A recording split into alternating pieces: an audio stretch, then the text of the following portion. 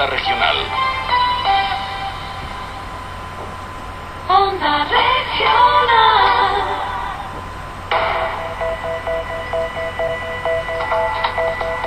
En Onda Regional, Turno de Noche, con Rebeca Escribano.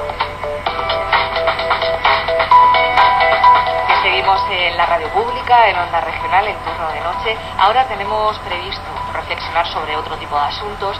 Vamos a hacerles pensar sobre la influencia que pueda tener la ideología en nuestras acciones. No sé si esto se lo han planteado alguna vez. Sobre todo, ¿qué tiene de lógico o de ilógico? Parece ser que más de lo segundo. Este tema vamos a tratarlo ahora con Alberto Farías. Es profesor de la Universidad de Mar del Plata, en Argentina, que está de visita en Murcia. Está presentando su libro El hombre de un solo libro, creo, luego existo. De este asunto, de esa creencia, vamos a ir analizando en los próximos minutos sobre el papel que tiene, ya no solo en decisiones políticas, sino en otro tipo de cuestiones, por ejemplo, si nos vacunamos o no nos vacunamos del coronavirus, y otra serie de temas que tenemos previsto tratar con este invitado. Ahora en Onda Regional de Murcia vamos a hablar con Alberto Farías. Él es profesor de la Universidad de Mar del Plata, en Argentina, que está de visita a Murcia porque tiene previsto presentar su libro El hombre de un solo libro, creo, luego existo. Realmente uno de los objetivos es hacer una aproximación al pensamiento ideológico y queremos reflexionar con él unos minutos. Le tenemos vía telefónica. ¿Qué tal está? Muy buenas noches. ¿Qué tal? Gracias por llamar. Gracias a usted por atendernos. La primera cuestión es ¿cómo ha recibido la ciudad de Murcia? No sé si era la primera vez que estaba de visita en esta ciudad. No, que va. Prácticamente yo me considero como mi segundo hogar aquí en Murcia, porque hace muchos años que ya vengo de visita y bueno, como profesor invitado prácticamente 2 veces por año, y trabajamos junto con la Universidad de Murcia, así que me considero ya un murciano, digamos, adoptivo. Bueno, pues entonces no le pilla de nuevas, ¿no?, la relación con la institución. Precisamente queríamos reflexionar sobre ese libro que presenta, porque en un momento como en el que estamos sí que entran en cuestión determinados debates, ¿no?, relativos, por ejemplo, al pensamiento. Hoy en día, ¿hasta qué punto tenemos que estar formados para tener una visión crítica de lo que sucede a nuestro alrededor? Bueno, yo le comento al oyente, en realidad mi trabajo cotidiano tiene que ver con la psicología social y con la psicología de la personalidad. Yo soy profesor de psicología de la personalidad, que es un capítulo de la psicología en general, y siempre me ha interesado mucho el tema de la interpretación de las personas que hacemos de la realidad que vivimos. Debo confesar que este libro, que tiene en principio un contenido fuertemente académico, por eso me hace ilusión discutirlo con mis colegas, en principio en el ámbito de la universidad, surge un poco por el tema de la pandemia. ¿Por qué? Porque durante todo este tiempo, bueno, sobre todo el año pasado, el año 2020, una de las cosas que uno se ha observado, además de toda la situación obviamente pandémica y de sanidad, es el tema del miedo que ha surgido, que en muchos casos iba mucho más allá de lo razonable, es decir, aparecía como una cuestión apocalíptica en muchos casos, y luego, bueno, todas las interpretaciones que se hacían, de las más razonables y sensatas hasta las más irrazonables, las más insensatas, ¿no? Como castigos divinos y tal, y el fin del mundo y demás. Y esto, bueno, de alguna forma me hizo pensar en algo que a mí siempre me ha interesado, y es lo que nosotros en nuestra cátedra definimos y bueno, y compartimos con muchos colegas, la lógica del pensamiento ideológico. Es decir, a veces se entiende que todo es ideología, y no es así. La ideología es un sistema de pensamiento que tiene básicamente tres características, ¿no? Por un lado, es una interpretación del mundo que puede ser desde lo político hasta la naturaleza, el hombre, en fin, la ecología, la religión, etcétera, y tiene una carga valorativa muy fuerte. La otra característica de las ideologías, de los sistemas ideológicos, de pensamiento, es la universalidad. Es decir, yo puedo creer que determinada cosa que pasa en mi cocina tiene que ver con tal o cual dificultad de funcionamiento de un determinado aparato. Y eso no es ideología, eso puede, mi conclusión puede ser cierta o no, pero eso no es ideología. Ideología es una forma de atribución de causas y de motivos, causalidad y motivación, aplicado prácticamente a lo universal. Es decir, todo lo que ocurre en el mundo, todo lo que ocurre a mi alrededor es por tal o cual cosa. Es una interpretación omniabarcativa, digamos. Y para no aburrirlos, la tercera característica del pensamiento que nosotros llamamos ideológico es la prescripción. Es decir, la ideología no solo interpreta con una carga emocional muy fuerte, valorativa, muy fuerte, la realidad circundante, sino que además prescribe cómo deben ser las cosas. Es decir, esto es bueno y aquello es malo. De manera tal que hay una carga prescriptiva de cómo debieran ser las cosas. Por eso que muchas veces las ideologías son acompañadas por acciones concretas, ¿no? En busca de transformación y demás. De manera tal que hoy por hoy, un poco yendo al inicio de su pregunta, hoy por hoy es muy importante que todos podamos discriminar qué cosas tienen que ver con lo real, con, digamos, los riesgos que pueden haber en determinadas situaciones, como puede ser la pandemia, la COVID, etcétera, y qué cosas tienen que ver con nuestra propia imaginación, que nos puede llevar a errores, ¿no? Es decir, desde el negacionismo hasta actitudes autoritarias, discriminadoras, etcétera. Un poco sería eso, bueno. Fíjese que uno de los asuntos por los que también queríamos mantener esta conversación con usted era para reflexionar sobre estos aspectos que usted ya está haciéndonos una introducción, ¿no? Lo ha comentado al final de esta respuesta, ¿no? Que se pueden tomar determinadas decisiones erróneas en base a eso. ¿Cuáles son los riesgos que hay en la sociedad en la que nos encontramos de tomar unas decisiones en base a esas ideas que usted ha estado explicando? Bueno, es múltiple y es complejo. Yo creo que, sin entrar por ahí a puntualizar cuestiones que habría que analizar en su especificidad, ¿no es cierto?, como pueden ser medidas sanitarias, medidas políticas, medidas sociales, medidas culturales y demás. Claro, le decía, disculpe, por ejemplo, por decisiones como vacunarnos o no, ¿no? O podemos decir, quiero vacunarme, pero si yo no creo que exista una pandemia, no voy a vacunarme en ese caso. Entonces, ¿hasta qué punto una decisión de este tipo puede hacernos llevar a una decisión errónea, que al final sea, por ejemplo, poder enfermar de gravedad? Exactamente. Una de las cosas que yo observo, que hemos observado, y que no es un descubrimiento evidentemente contemporáneo, sino que evidentemente esto se ha producido a lo largo de la historia de la humanidad. Lo que sucede es que ahora, bueno, en nuestra situación actual, con los medios de comunicación, con las formas informáticas prácticamente inmediatas y demás, cobra relevancia. Es el tema de la aparición del miedo. Es decir, el problema del miedo es que el miedo en sí mismo, el miedo como concepción, es fundamentalmente útil biológicamente hablando. Ahora, cuando el miedo se instala como una cuestión de parálisis o de construcción de algún pensamiento negativista o delirante o excluyente, allí el miedo deja de ser útil. Es decir, si yo de pronto estoy caminando por la noche en una situación de incertidumbre, que puede haber un peligro real que puede ser una noche de tormenta o de inseguridad delictiva, etcétera, y percibo temor, este es un temor útil. Ahora, si yo, a partir de una idea que es, digamos, que no puedo demostrar fehacientemente, como puede ser, no voy a vacunarme porque la vacuna puede ser peligrosa, ¿a partir de qué fundamento puedo afirmar eso?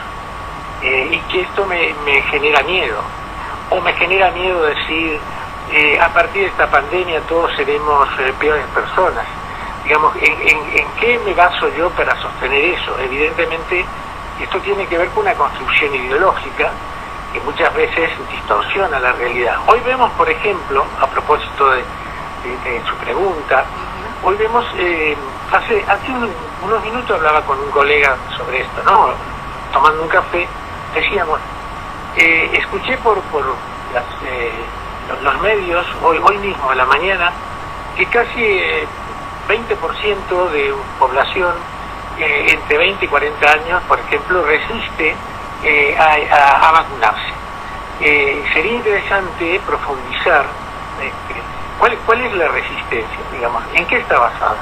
Está basada en una resistencia, entre comillas, al sistema social, es una actitud política, es una actitud basada en un miedo insensato que la vacuna puede hacerme daño, es decir, es una actitud de rebeldía generacional. Sería interesante profundizar en esos motivos. Más allá de eso, sanitariamente es un riesgo que una parte de la población no esté vacunada, es un riesgo real. En mi país, por ejemplo, hay una tradición vacunatoria muy fuerte. Bueno, lamentablemente por otras cuestiones que tienen que ver con la administración política y demás, al principio de la pandemia una gran cantidad de personas no fue vacunada en tiempo y forma. Pero la población en general tiene una tradición vacunatoria, no de la COVID obviamente, sino en general, preventivamente muy fuerte, y el deseo de vacunarse era muy fuerte. En otras poblaciones no hay esa tradición. Lo que debemos saber es que el descubrimiento y la aplicación de las vacunas, que ya llevan mucho tiempo en la historia reciente y del siglo XIX de la humanidad, ha aportado realmente un elemento extraordinario en la prevención de la enfermedad. Y esto es increíble, que en el mundo en que vivimos todavía dudemos de la eficacia de las vacunas. Es sorprendente, pero tiene que ver con una parte del pensamiento irracional de las personas, de todos nosotros, que tenemos una parte irracional. Fíjese, por eso le iba a preguntar, porque por lo que nos está comentando, la lógica va por otro camino distinto a estos aspectos ideológicos que manifiesta. Tal cual. Digamos, hay algo que está que subyace a las ideologías, y ese algo son las creencias. Las creencias, fíjese usted, el pensamiento, el proceso de pensamiento es el causante fundamental de la emocionalidad. Es decir, en función de lo que yo pienso y creo, altero mi emocionalidad. Si yo pienso que tal o cual situación es peligrosa, aunque eso sea simplemente una creencia indemostrable, yo voy a estar estresado, voy a estar angustiado. Y el cambio de las creencias lleva mucho tiempo. Esto tiene que ver muchas veces con la educación, con el contexto familiar, con los contextos socioculturales y demás. Pero lo cierto es que se me ocurre, aunque sea algo complicado, que para poder avanzar en ese sector de la población, y no hablo como un especialista en el tema, porque no soy un especialista en el tema sanitario, pero para poder avanzar en ese sector de la población, que aparentemente tiene que ver con una franja etaria joven, digamos entre 20 y 40, por lo que yo he escuchado, me parece que ayudaría mucho comprender la motivación que expresaba, que no debe ser una sola. Es decir, hay una lógica diferente a la lógica racional que la mayoría de la población y las autoridades sanitarias y la ciencia, digamos, propone y fundamenta la importancia vacunatoria. Cuando una 3/4 partes de una población está ya vacunada, evidentemente se alcanza lo que se llama inmunidad de rebaño, y entonces estas pandemias se transforman en, bueno, como tantas otras, en endemias, como la llamada gripe común, que evidentemente nos acompaña desde siempre, pero sería interesante poder indagar sociológicamente cuáles son los núcleos de resistencia, dónde están esos núcleos de resistencia. Están en creencias vinculadas a lo religioso, a lo político, a lo apocalíptico. Fíjese usted que se han escuchado al comienzo de la pandemia interpretaciones delirantes tales como bueno, la vacuna puede llegar a modificar nuestro pensamiento, etcétera. Bueno, son núcleos obviamente minoritarios, ¿no? Digamos, con afirmaciones que rayan en el delirio, ¿no? Pero creo que el negacionismo es un fenómeno sociológico que hay que estudiar en profundidad porque va a servir para poder transmitir preventivamente y poder prescribir y convencer a ese sector de la población que es muy importante vacunarse, es muy importante porque la prevención en este punto es fundamental, no solamente por una cuestión digamos extrema, sino también para evitar la posibilidad de pasar malos momentos y de letalidad en general. Fíjese que escuchándole, que nos ha ido comentando, lo ideal sería saber la raíz de esta situación, es decir, si viene por una carga política, familiar, religiosa, mencionaba. Lo que sí tiene en común todo eso es que hay un nexo de grupo, es decir, esas opiniones parece que se refuerzan con las opiniones de otros que piensan igual. Sí, por supuesto. Aquí usted está tocando un tema fundamental, que es el pensamiento de grupo. Desde luego, es decir, aquí hay un fenómeno que la psicología social conoce hace mucho tiempo, y es que a veces son temas fascinantes, ¿no? Pero obviamente por un tema de tiempo radial no lo podemos agotar. Pero digo, hay una ilusión que se conoce como ilusión grupal, y es que si yo pienso algo, salvo que esté absolutamente, mi personalidad esté sostenida en una autoconvicción, digamos, egocéntrica y narcisismo absoluta, pero si yo pienso algo determinado y comienzo a dudar si esto será así o no será así, y simplemente si yo confirmo que hay más personas, supongamos 2, 3, 4, 5, y que piensan parecido, esto tiene para mí un valor de veracidad, de certificar que entonces, si muchos piensan como yo, eso que pienso es verdadero. Esto desde luego no es cierto. Muchísimas personas pueden pensar algo de determinada circunstancia y ser absolutamente falso. Eso la historia lo ha demostrado en más de una oportunidad.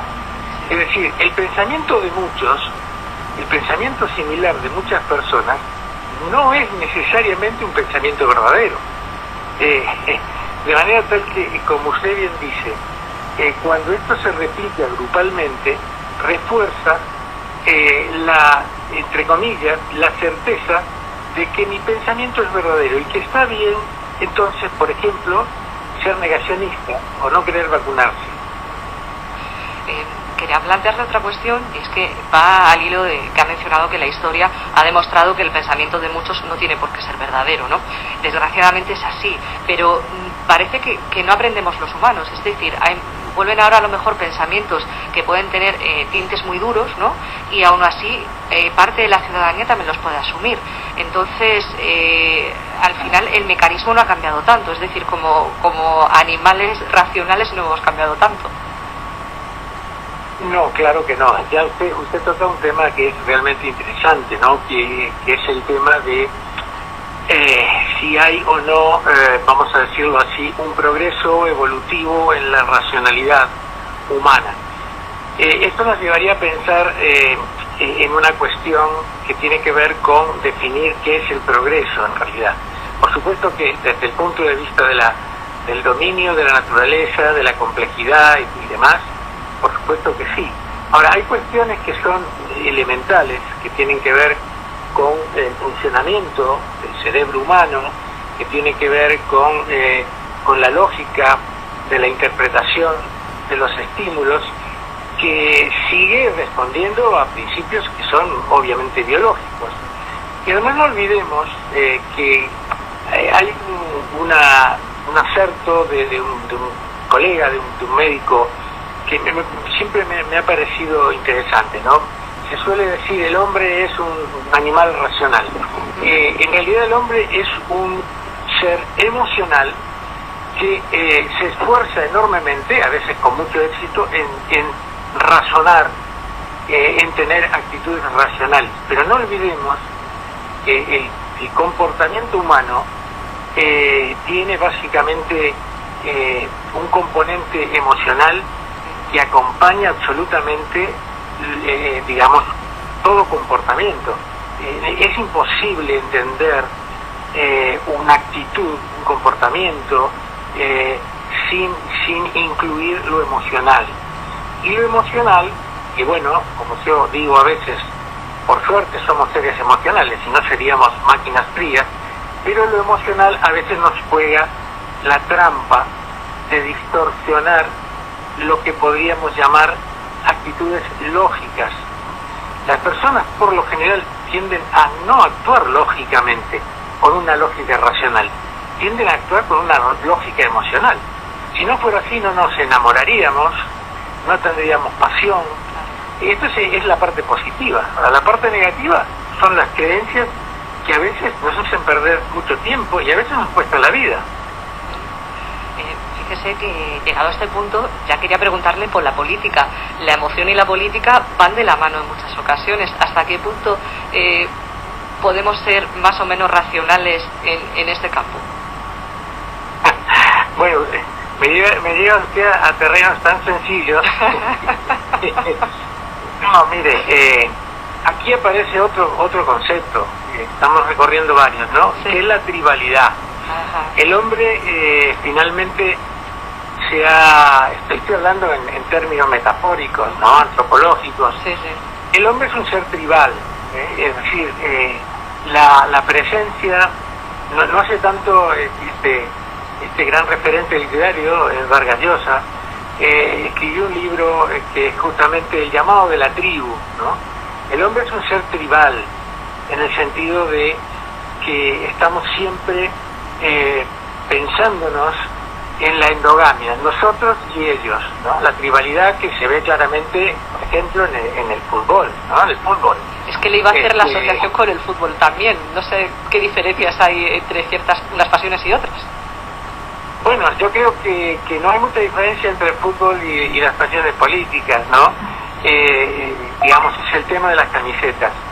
No estoy hablando del tema específico del poder, de los intereses del poder. El poder es todo un tema para reflexionar.